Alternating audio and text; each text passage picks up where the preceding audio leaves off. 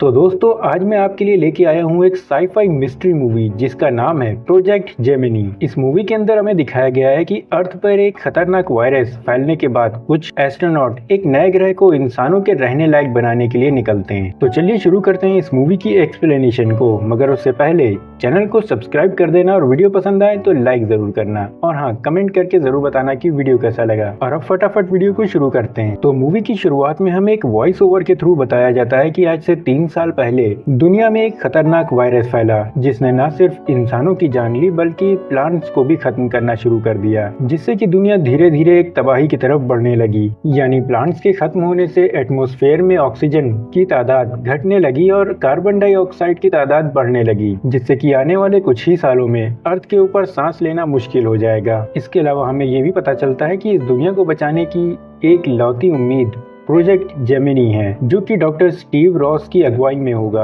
वहीं हमें स्टीव को दिखाया जाता है जो कि एक अननोन टेक्नोलॉजी के बारे में बता रहा होता है, क्योंकि ये चीजें इंसानों को बस 8 साल पहले ही मिली थी, पर ये इस दुनिया में जीवन की शुरुआत से भी पहले मौजूद थी। जहां स्टीव का कहना था कि इसी टेक्नोलॉजी ने इस दुनिया को इंसानों के रहने लायक बनाया, जो कि एक स्फीयर, एक तरह का गोला होता है, और ये स्फीयर किसी भी ग्रह को टेराफॉर्म करके इंसानों के रहने लायक बना सकता था। लेकिन इस स्फीयर को यहाँ से निकालना नामुमकिन था, तो इंसानों ने इसी की तरह एक और स्फीयर बना लिया, या फिर कहा जाए कि इसकी एक कॉपी तैयार कर ली। और अब ये लोग एक नए ग्रह की तरफ जा रहे हैं जिसे इन्होंने अर्थ 2.0 नाम दिया है, जहां स्टीव अपने क्रू के बारे में बताता है, जिसमें होता है पीटर लेनन, लियोना रेडवुड और डेविड कर्टिस। इसके अलावा इनके साथ मिलिट्री के भी 3 आदमी होते हैं, जिसमें होते हैं फ्रैंक, रिचर्ड और मेजर रायन, जो कि इन तीनों का लीडर था। जिसके बाद ये लोग अपने मिशन के लिए रवाना होते हैं और स्पेस में पहुंचने के बाद पीटर और डेविड इंजन को चेक करते हैं,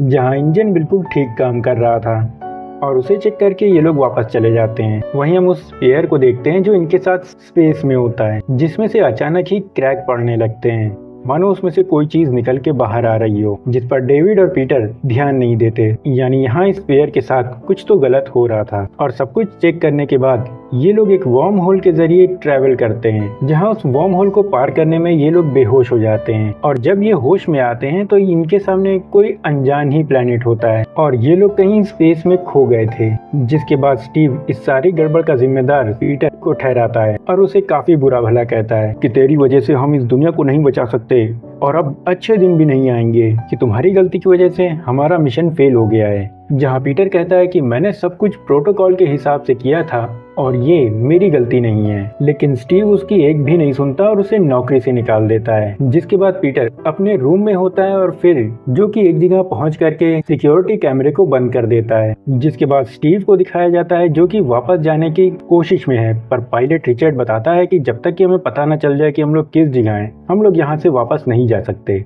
जिसके बाद हम स्टीव का एक फ्लैशबैक देखते हैं, जहां स्टीव उस स्फीयर के पास होता है।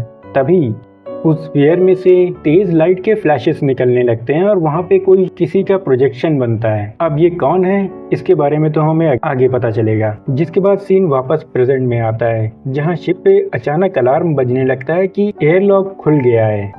अब ये लोग पता ही कर रहे थे कि यहाँ पे क्या हुआ है, तभी एक और अलार्म बजने लगता है कि कोई अननोन चीज इनकी तरफ चली आ रही थी स्पेस से। ये लोग डर के मारे इंतजार कर रहे होते हैं कि आखिर वो क्या चीज है। तभी इनके शिप के ऊपर पीटर की लाश आके गिरती है, यानी यहाँ पे पीटर की जान चली गई थी। जहाँ ये लोग सोचते हैं कि पीटर ने अपनी गलती की वजह से खुद को ही खत्म कर लिया, पर लियोना इस बात से इनकार करती है और यहाँ पे लियोना ही थी जिसे इस बात से सबसे ज्यादा तकलीफ हुई थी, यानी कि पीटर की मौत से। लेकिन स्टीव यहाँ पे मरने के बाद भी पीटर को नहीं छोड़ता और उसे काफी बुरा भला कहता है। हालांकि कुछ देर बाद डेविड से इस ग्रह का डेटा मांगता है और जब स्टीव को इस ग्रह का डेटा मिलता है तो स्टीव कहता है कि पाजी अब तो मिठाई बांटो, अब यहीं पे अच्छे दिन आएंगे। ये ग्रह इनके उस ग्रह से भी ज्यादा बेहतर है जिस पे ये जाने वाले थे, यानी इसका टेम्परेचर, एटमॉस्फेयर और सतह सब काफी बेहतर होता है। देख रहे हो आप लोग, इस गलती की वजह से बेचारे पीटर की जान और नौकरी दोनों चली गई। इस बात का इसे जरा भी अफसोस नहीं।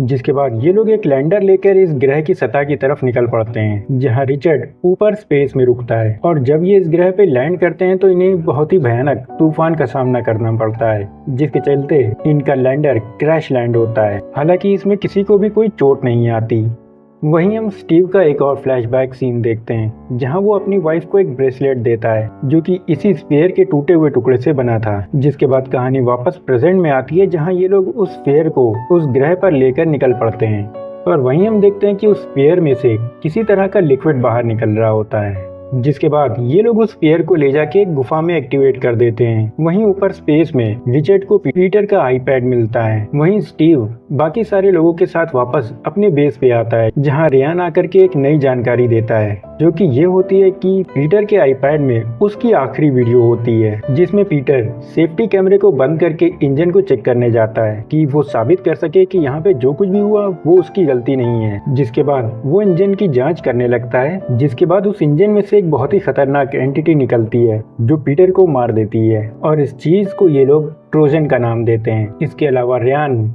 इस जगह पे मार्शल लॉ लगा देता है और जब ये लोग उसकी वजह पूछते हैं तो वो इन्हें एक और वीडियो दिखाता है जहां स्टीव उस स्फीयर के साथ था और उस स्फीयर में से फ्लैशेस निकलना शुरू हुए थे जो पीटर ने इन्हें नहीं बताया। उसके अलावा रिचर्ड ये भी बताता है कि ये ट्रोजन उसी स्फीयर से निकला है और इस जगह ये जो पहुंचे हैं वो भी इसी ट्रोजन की वजह से पहुंचे हैं, यानी इसने उस इंजन के साथ छेड़छाड़ की थी। और रिचर्ड ये भी बताता है कि इस वक्त वो इनके साथ उस ग्रह पे चला गया है। वहीं इन्हें पता चलता है कि वो स्फीयर कुछ अलग ही काम कर रहा है जो कि सही नहीं है। तो स्टीव वहां जाकर के उसे ठीक करने को कहता है पर रायन उसे रोक देता है क्योंकि उस जगह पे ट्रोजन था। हालांकि मैं तो कहता हूँ इसे अकेले ही वहां पे भेज दो ताकि वो ट्रोजन इसे ही खा जाए और पीटर की आत्मा को शांति मिले। जिसके बाद स्टीव डेविड को इमोशनली ब्लैकमेल करता है, यानी उसे उसकी मरी हुई बेटी के बारे में याद दिलाता है और उस जगह चुपके से जाने को तैयार कर लेता है। जिसके बाद पीटर और डेविड उस जगह तक पहुंचते हैं जहां पे वो स्फीयर था और इस जगह पे काफी कुछ बदल चुका था। जहां स्टीव बताता है कि ये सब ट्रोजन ने किया है और वो इस ग्रह को एक अलग ही शक्ल दे रहा है। जिसके बाद स्टीव उसे ठीक करने की कोशिश करता है पर उसी वक्त इनके डिवाइस पे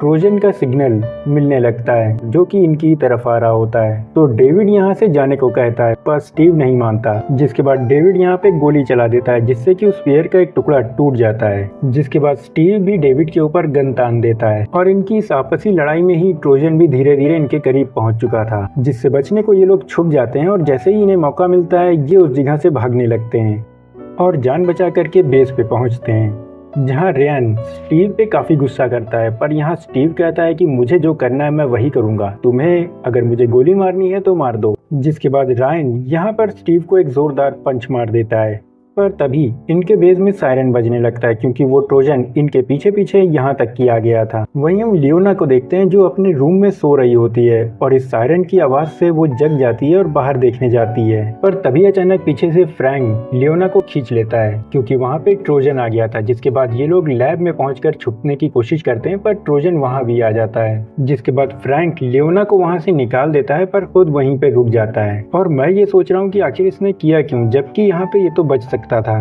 बस इसे वहां से बाहर निकल के दरवाजा ही तो बंद करना था, तो फिर इसने ये किया क्यों।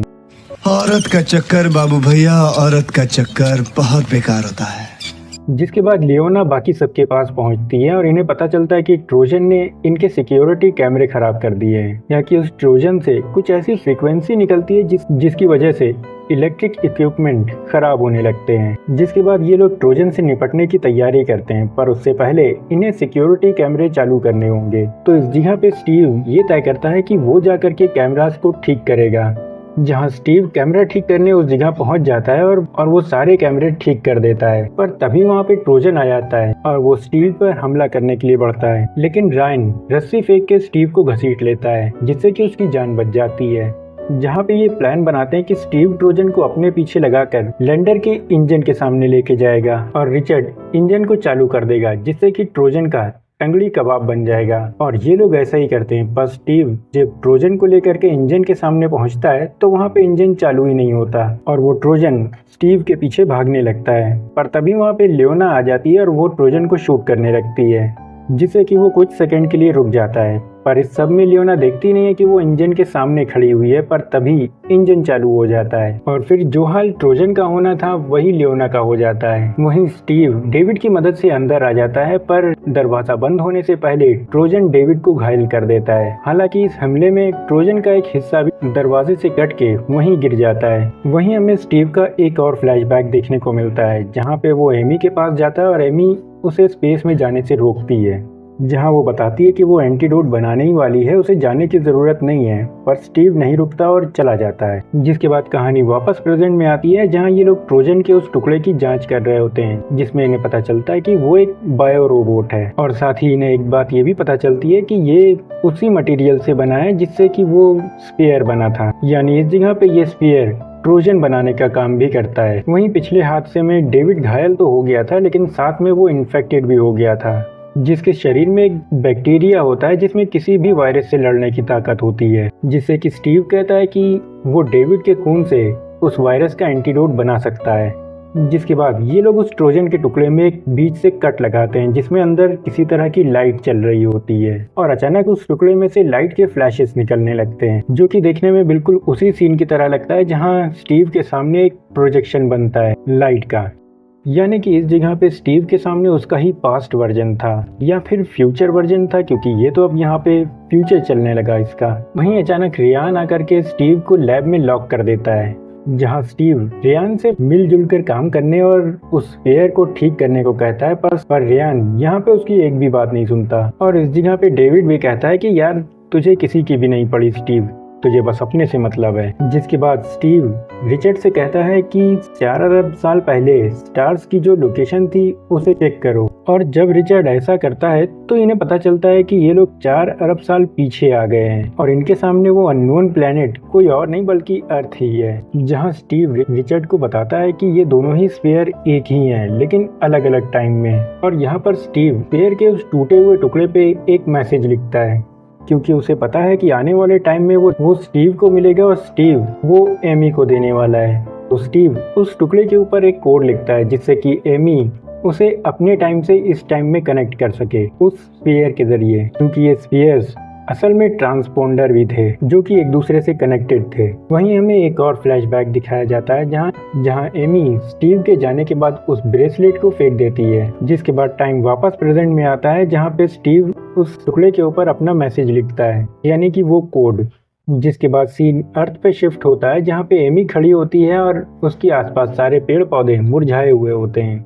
और तभी वहाँ पे बारिश होने लगती है, और बारिश में वो ब्रेसलेट भी पड़ा होता है, और अचानक उस ब्रेसलेट पे कुछ नंबर चमकने लगते हैं, जिसे देखने के बाद वो फौरन उस स्पेयर के पास पहुंचती है। वहीं रिचर्ड स्टीव को बताता है कि रियान उस स्पेयर को बम से उड़ाने जा रहा है, जिसे रोकने के लिए रिचर्ड स्टीव को आज़ाद कर देता है। जिसके बाद स्टीव रियान से मिलता है और उसे सब कुछ बता समझा करके रोकता है, लेकिन तभी वहाँ पे घायल डेविड घातक बनकर आ जाता है और यहाँ पे रियान को गोली मार के उसका काम तमाम कर देता है। पर तभी उस जगह पे वो ट्रोजन भी आ जाता है, जहाँ स्टीव इस लैंडर में सेल्फ डिस्ट्रक्ट ऑन करके भागने लगता है। पर तभी यहाँ पे स्टीव के सामने ट्रोजन आ जाता है, जो कि एलियन और रोबोट का मिला जुला मिक्सचर लग रहा था। जहाँ पे स्टीव की हालत देख के तो लग रहा था कि ये अपनी पैंट ही गीली पीली कर देगा, पर फिलहाल किसी तरह से स्टीव यहाँ पे ट्रोजन को चकमा दे के भाग जाता है। जहाँ स्टीव ट्रोजन से बच के भाग ही रहा होता है कि अचानक उसके सामने घातक डेविड आ जाता है, और वो उसे मारने ही वाला होता है कि पीछे से ट्रोजन आकर के घातक डेविड को और घायल करके उसे ही मार देता है।